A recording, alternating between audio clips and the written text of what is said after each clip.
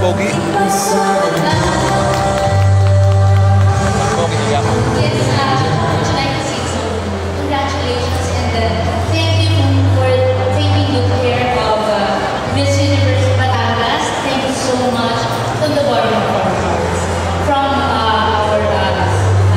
on behalf of our President, Julius Yafut, thank you so much. So, thank you so much, Ms. Marins, for attending the event today. And before I proceed with my message, I would like to extend my gratitude to all of you. Despite all the hectic Final na kami. Hindi po. Ano pa lang po. Lunch pa lang po. but still you attended the event today. And we really appreciate all of your presence to all of our parents, friends, supporters, pageant media representatives, sponsors. I would like to thank you all for all of your help and support. It really means a lot to me. And of course, to the whole organization of Batangas, and to Queen Era, to her, all of brand ambassadors. I know sobrang busy po ninyo. You have a lot of projects, photo shoots, and meetings. Of course, I can see the meetings Sana. online. And Rabaru, of course, thank you so much. Congratulations for being appointed as the director for local So good. research. And congratulations, Ms. Mans, for the appointment of being the vice president for global and national. Thank you so much. Location, Batangas po. So, congratulations and I was so shocked everyone kasi super bata pa niya hanggang Yeah, I just turned 26 last June 8. And usually po, I was the youngest accredited partner of the Miss Universe of the Okay, kami sa stage. Thank you so much. mga taga-Batangas, maraming salamat po sa suporta ninyo and patuloy natin suportahan ang Miss Universe Philippines Batangas. Patingin sa stage. Okay, wait. Let's extend our heartfelt gratitude to Miss Max Cue, everyone. Again, let's give her a round of applause Ha? for her invaluable insight and inspiring words. Your dedication and leadership continue to guide us towards excellence. Thank you, Miss Max Cue and Mama Ru, for your unwavering support and commitment to the Miss Universe Philippines organization. Now, before we dive into all of the excitement, let's take a quick look at what's in store for us tonight. We've got complex sightings, press presentations, mesmerizing performances, Bye-bye. press interviews, And kung muna yung live, hindi ako makagalaw eh. That's true, Nathan. You know, it's very nostalgic for me because I was in Tingin kami pag akyat sa stage. Sige, pwede din. also Pero baka mamaya. and the press presentation gives me a nerve-wracking feeling, but it Huh? is indeed fulfilling. Tayo. So, again, this is an Dito sa picture eh. jam-packed with entertainment. We have our guest singers later on in our beloved candidates. They will be showing their wit and their Madaming nanonood. passion. And again, a heartfelt moments for the session. Sobrang daming tao. Suffer. Again, stay tuned for more. Santo Tomas, Batangas. Before we kick off the excitement of introducing our candidates tonight, let's make it Ganda po ng museum. Hi ka po, te. Te. Te, hi ka, te. Hi ka. our provincial director, Mr. Mike Liardo, Suffer. Miss Universe Philippines Batangas, Yes. of course, and Mr. Pilipinas Worldwide Batangas, and the esteemed Miss Max Cue, Vice President for National and Global Search of Miss Universe Philippines.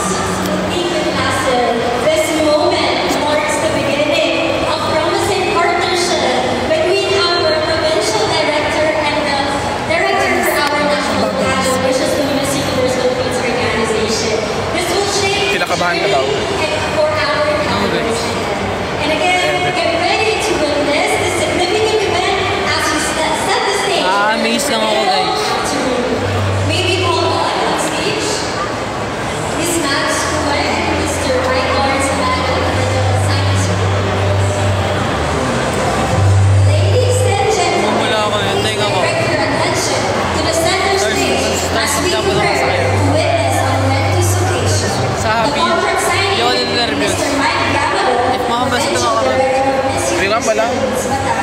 Siguro Mr. Lucas Worldwide Batangas, and Mr. Max Tuel, Hello, Vice President Hello of po.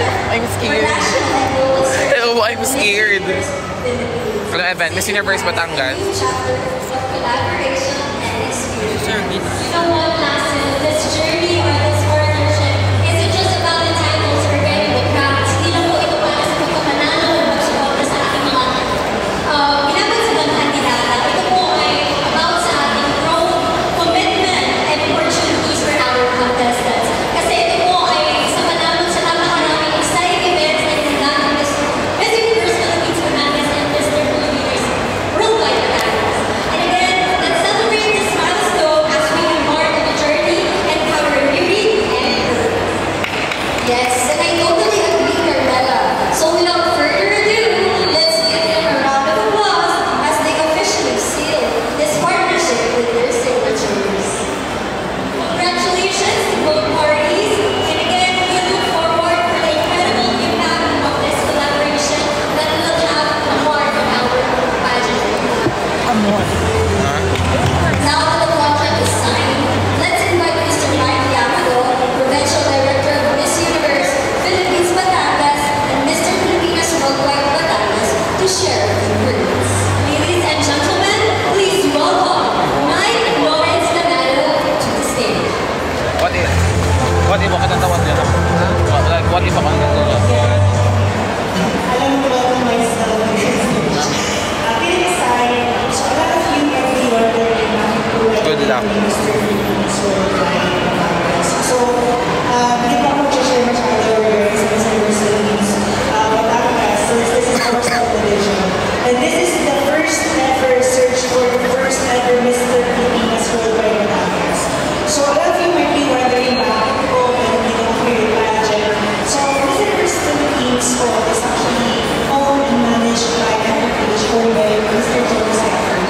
So, a lot of accreditation for Miss Universe Philippines is kasama na rin po yung pag-conduction for the Mr. Philippines Worldwide Batangas. So, if you can still remember, we were able to crown the first ever Miss Philippines Batangas winning Queen. Ganda ng name ako, thank you. She wasn't able to win that day, but really appreciate really for her commitment to the organization. So, hindi ko masasabi na masyado message for our program message, but thank you so much po to the sponsors, the national organization, and of course to Batangas organization. I really appreciate all of your efforts, and to Lassie and Carmela, thank you so much for graciously hosting the event today. Wala lang. And thank you so much everyone, and enjoy the program. Inanto ka, te?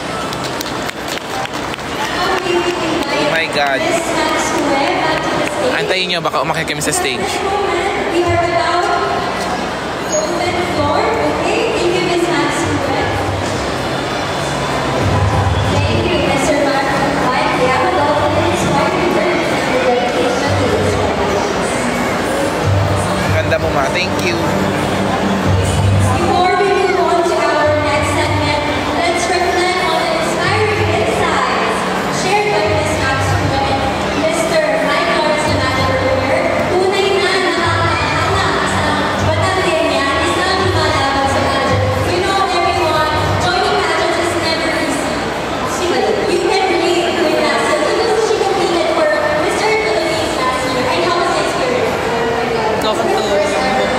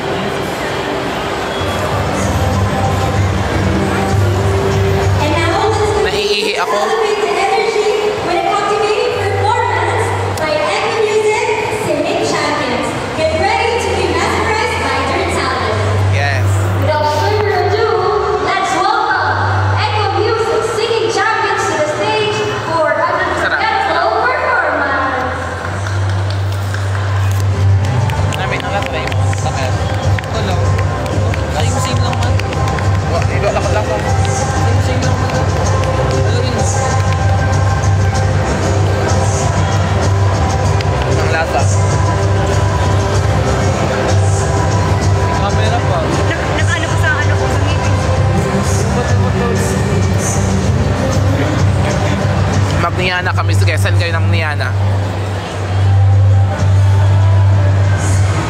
Send kayo ng Niana. Akit ba masa sa'yo, ma? Kanina kasi sabi, akit ko. Tigilan mo na. Akit, portrait lang.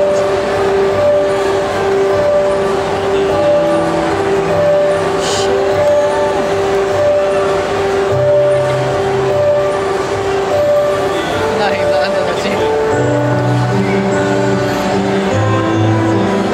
Ano ko dyan? Portrait lang mo siya.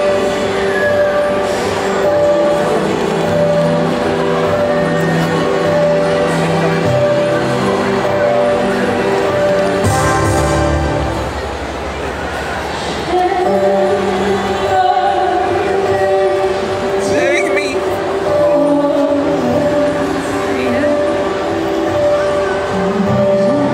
Nag-send na. Ay, sorry, hindi ko nakita. Kumakanta si ano.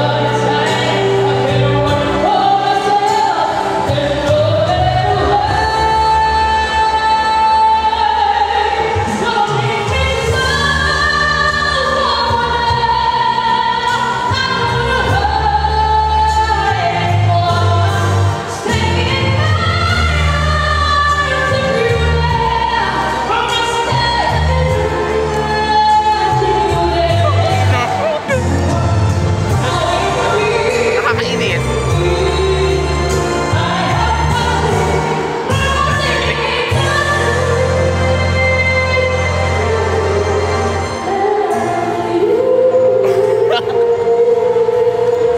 Ang ina. Kapatid.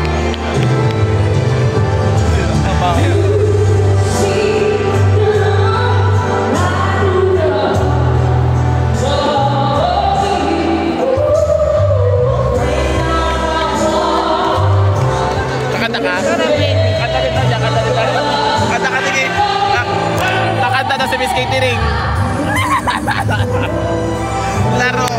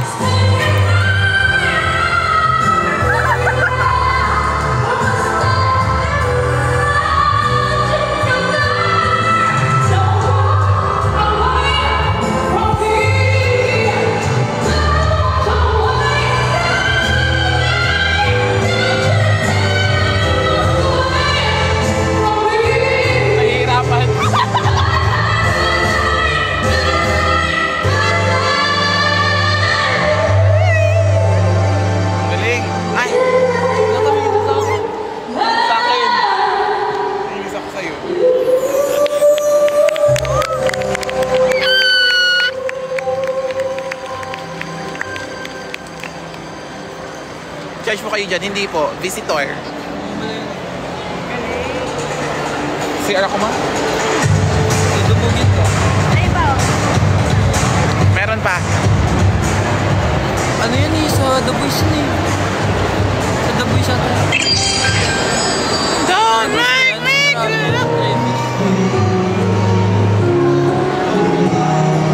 Wala tayong galing.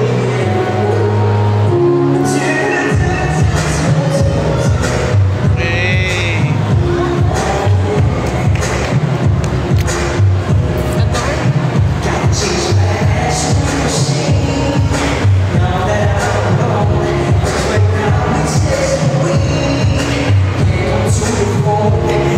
Panood me.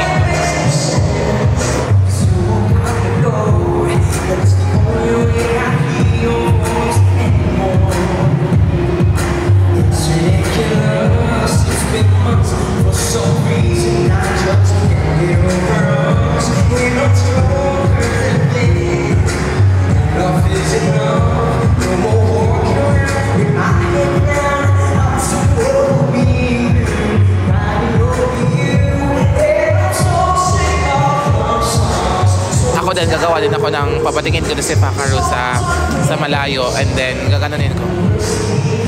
Sino maharap sa'yo baka matawa?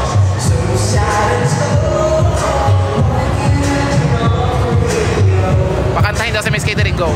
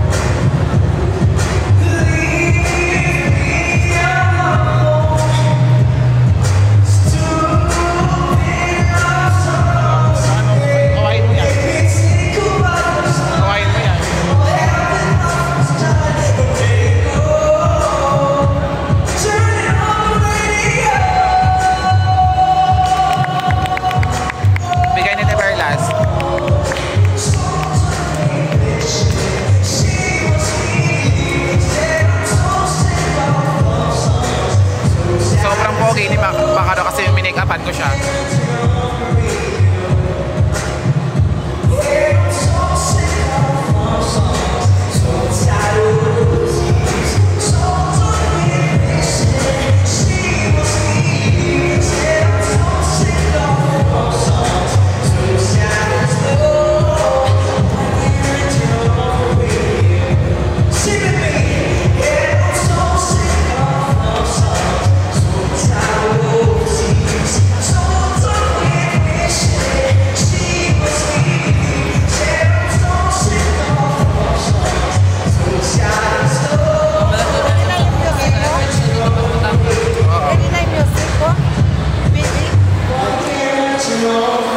Nasa sa SM Santo Tomas, Batangas kami. A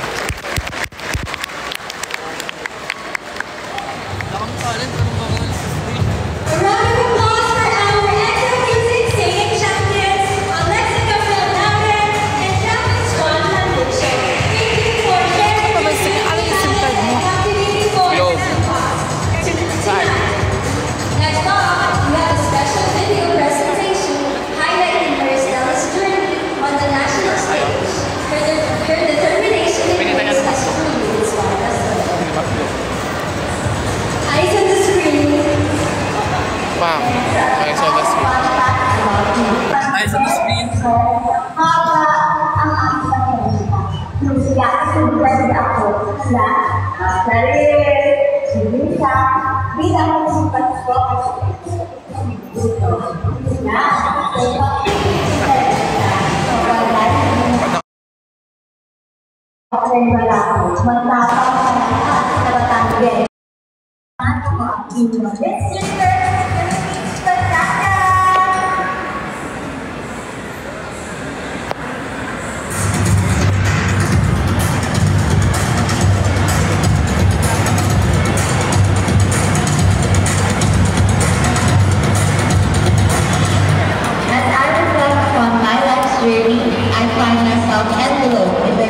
namin lalagay dito. Eh, dito ka. A place that goes beyond including Kasama ka daw. Batangas is very transparent. The cradle of community and the report Ano ito yung pangalan mo? Pangalan mo dito? Pangalan mo dito. showcasing the excellence of both picture and human capacity. The teachings of Batangas hold a special place in my heart, providing a unique source of joy and May banda, may banda. May banda. each town in Batangas holds its own story and Kasi na yung isa na kanina. Pasama sa Miss Catering. Paano nga malalas? Diyan mo lagay.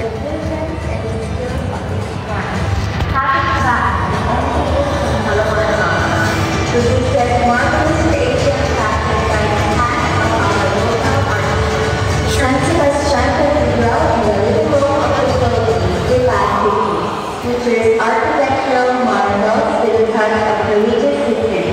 The complete proudly displays our love for the Temple, a treasure that breathes life into our daily existence. The love we recall is one Kanta ko mamaya. bringing life and memories of the Batangas. The outlet channel, Old Grove Pharmacy, outlet of master last center of unique experiences and unveiling secrets to defend the powers of the province. Here, tradition and modernity contribute to the Batangas success. As the Batangueña, I stand to listen to the province of ako dahil nagaganda at ito ay para sa makakatahan na lawigin sa tao.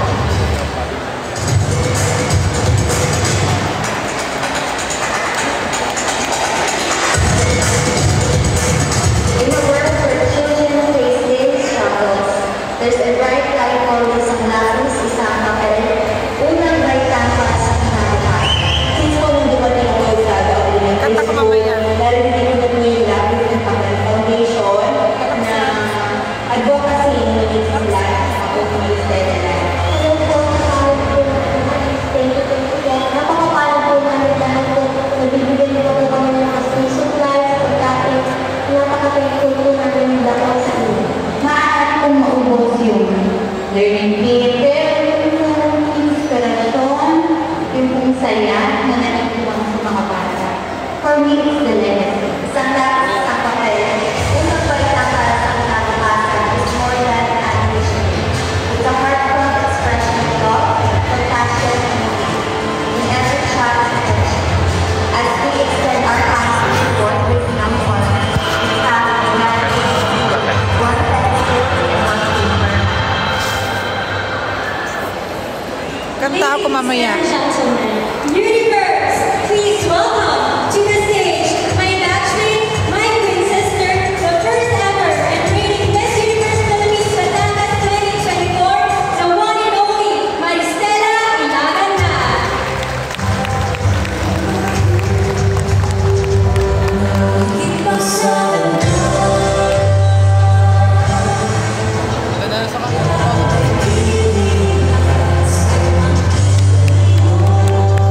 Tingin. Alae, Universe! Mabuhay! I am Maristela Ilaganda, your Miss Universe Philippines Batangas! It feels great to be back on stage and to say that because that has been my intro since my 1.5 million at ako. Miss Universe Philippines Batangas. 1.5 million first ako. of all, I just want to really Oh my gosh. everyone, of course, Yes, sir. Thank you so much. Good afternoon to our special guests. Good afternoon to all of you. So, when they said that I will have a short message for today, I want to dedicate this time not only for the candidates, but to also to my fellow Batangueñas. I want to thank you all for supporting me throughout my journey.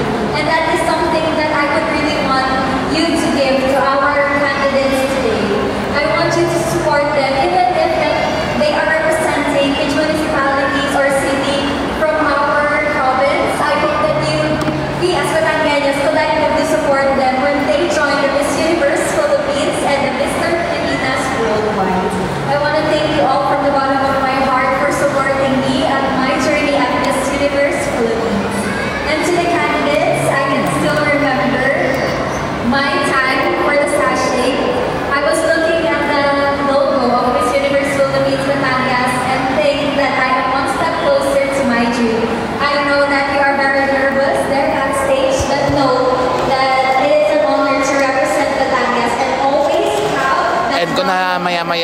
lobat ako. We have Barako. We are Barako with a heart. And for another time, I am Thank you so much, 1.5M na ako. Province of Batangas. Thank you so much.